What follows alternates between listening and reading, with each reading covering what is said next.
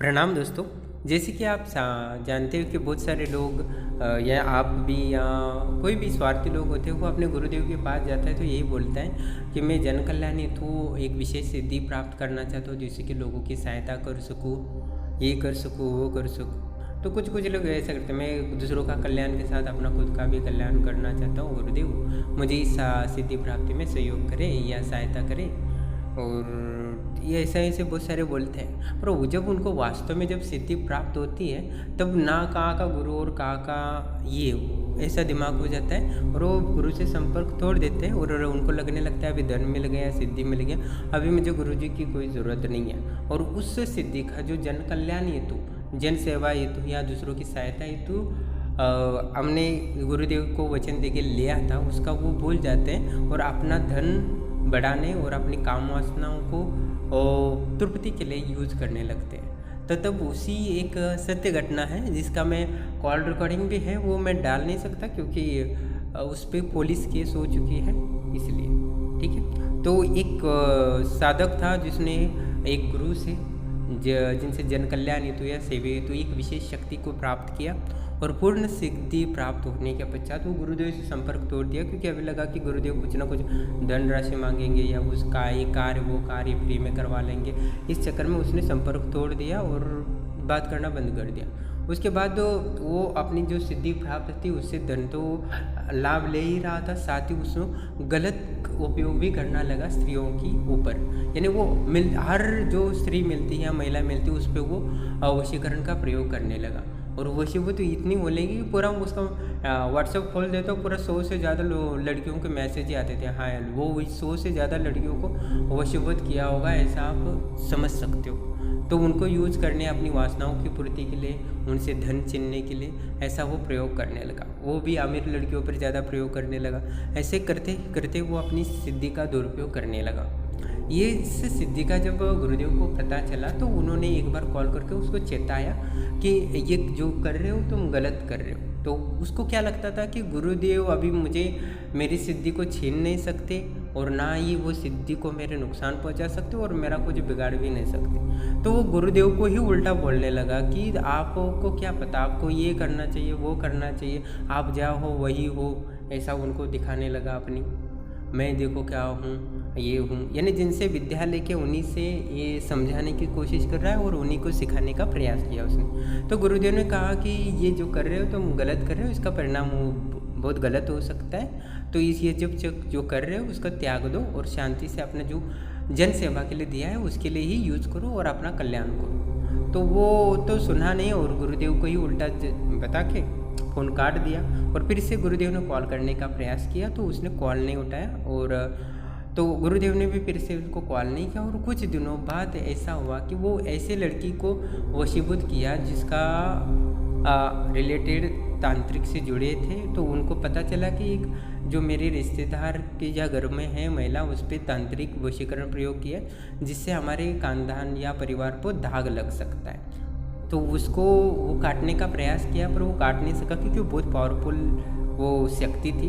तो उसने गुस्से में आके, क्योंकि इज्जत पे बनी थी खानदान और परिवार की और अपनी माँ बेटी का सवाल था पूरे जीवन का, तो उस वशीकरण को तोड़ने के लिए जिसने वशीकरण किया था वो कुछ अपनी बेटी या माँ बहन के को कुछ गलत ना करे उससे पहले उसने क्या किया कि तलवार से उसका जो लड़का था, उस साधक था, उसका गर्दन धड़ से अलग कर दिया बीर रास्ते में। तो इसका परिणाम ये हुआ था कि जो गुरुजी की अनादर करके अपनी विद्याओं का दुरुपयोग करते तो उनका जीवन ऐसा ही होता है। उसके पश्चात जब उसकी मृत्यु हुई तो वो अपने प्रथम था वो अपने उसकी आत्मा जो थी, जो साधक की मृत्यु हुई सर धड़ से अलग होने के कारण, तो वो अपने गुरुदेव के पास आया और ध्यान में आके बताने लगा, गुरुदेव माफ़ कीजिएगा, क्षमा कीजिए, मैं अभी बहुत ही परेशान हूँ, मैं अभी यहाँ भटक रहा हूँ, ना मुझे मुक्ति मिल रही है ना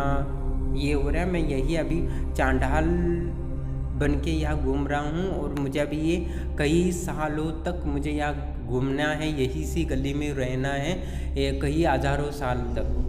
और ये मैं अभी ये नहीं चाहता कि यही हज़ारों साल तक यही भटकता रहूं। आपने सही मुझे मार्गदर्शन दिया था, जिस सिद्धि से मैं लाखों का कल्याण कर सकता था, मैंने स्वार्थ के कारण अपनी दुर्गति कर लिया। अभी मैं इस चांडाल के योग में चला गया हूँ, योनि में चला गया हूँ कि जिससे मुझे हज़ारों साल तक यही रहना है, भटकना है, और मुझे कोई जन्म नहीं मिलेगा और इसके बाद मुझे वो एक नरक की गति की ओर बढ़ना है, और तब तक मुझे यही रहना। तो मुझे इससे मुक्ति दिलाने का प्रयास कीजिए। तब गुरुदेव ने कहा कि अभी जो गलत कर्म किए हैं उसको तो तुमने भोगना ही पड़ा है। तुम इतने सिरों के साथ, यानी उनकी इच्छा के विरुद्ध वशीकरण का प्रयोग करके उनके साथ गलत कार्य किया, इसका तो परिणाम तुम्हें भुगतना ही पड़ेगा। इसमें मैं कुछ नहीं कर सकता, तुम्हारा जो कर्म फल है वो भुगतना ही पड़ेगा। ऐसा करके उससे वहाँ से जाने के लिए कहा। तो आज भी वो, जिसका अभी भी पेपर में वगैरह सब नाम भी है उसका, तो वो अभी भी यानी बीच सड़क में उसकी गर्दन काटी गई थी।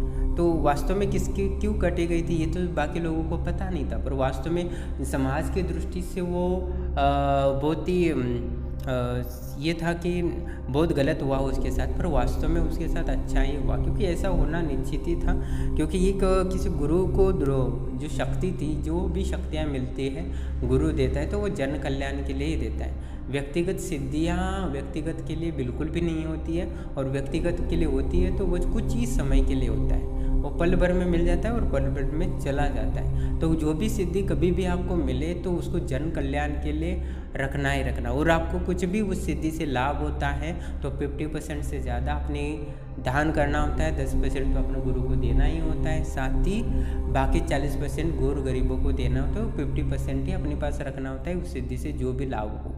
और ऐसा नहीं करते हो तो उस सिद्धि का दोष लगता है, और साथ ही आपको जो परिणाम भुगतने पड़ सकते हो वो बहुत ही हानिकारक होते हैं, जो वास्तव में बहुत ही हज़ारों साल तक भटकना पड़ सकता है। ऐसी गलती बिल्कुल ना करें। इसीलिए मैंने ये सत्य घटना थी जो उसके बारे में मैं वीडियो बनाया हूँ, जिससे वो, क्योंकि ये सत्य वास्तव में है। बहुत सारे लोगों ने ब्रह्मलोक आश्रम से भी बहुत सारे लोगों ने जन कल्याण हेतु सिद्धियाँ ली, उनको पूर्ण सिद्धि मिली, इसमें कोई संशय नहीं है।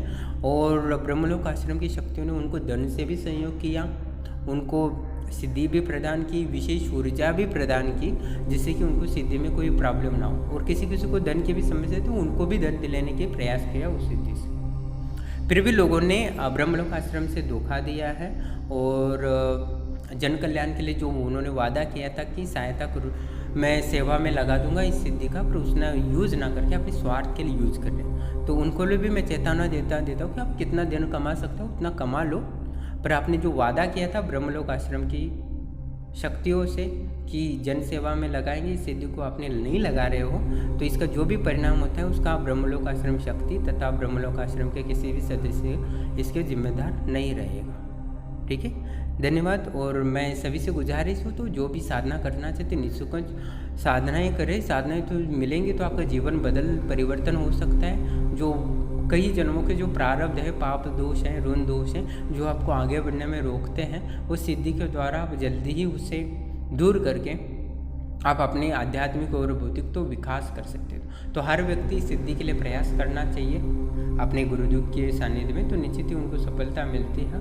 साथ ही अपने जीवन को परिवर्तन, साथ साथ समाज में कुछ गरीब लोग हैं उनकी भी सहायता करें, ना कि दूसरों को शोषण करने के लिए, कुछ देने के लिए ही प्रयास करें अपनी सिद्धि से। तो ये आप वास्तव में सिद्धि का आनंद ले सकते हो, नहीं तो जो परिणाम होगा वो अपने भयावह हो सकता है। ये तो भौतिक दृष्टि से दिखा कि गर्दन कट गई, 15 मिनट तकलीफ हुई, हो तो हुआ, पर एक जो हज़ारों साल तक भटकते रहना है अपने प्रेत योनि में, वो बहुत ही तकलीफदायक होती है। वो भूख भी लगती है, प्यास भी लगती है, वासना भी जगती है, पर कुछ भी कर नहीं सकते। जब शरीर नहीं है तो पानी कहाँ से पी सकते हो। और घर वाले भी आपके इतने भौतिकवादी हो चुके हैं कि आपके निमित्त हफ्ते में एक बार वगैरह जो भी पानी रखना होता है वो भी कुछ देते नहीं है, तो पैसे ही मर रहे ना होता है।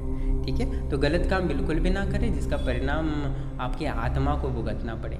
शरीर के लिए आप अपनी आत्मा को कष्ट पहुंचा रहे हो, तो ये तो बेवकूफ़ वाली कार्य है। आप शरीर की वासनाओं की, इंद्रियों की तृप्ति के लिए बहुत धन से किसी का धन छीन रहे हो, किसी की महिला के साथ गलत कर रहे हो, पर इसका परिणाम आपकी आत्मा को भुगतना पड़ता है, जो दोषी नहीं होता। ठीक है, तो सोचना ये कि आप आत्मा को तृप्त करना चाहते हो या अपने शरीर को तृप्ति करना चाहते हो।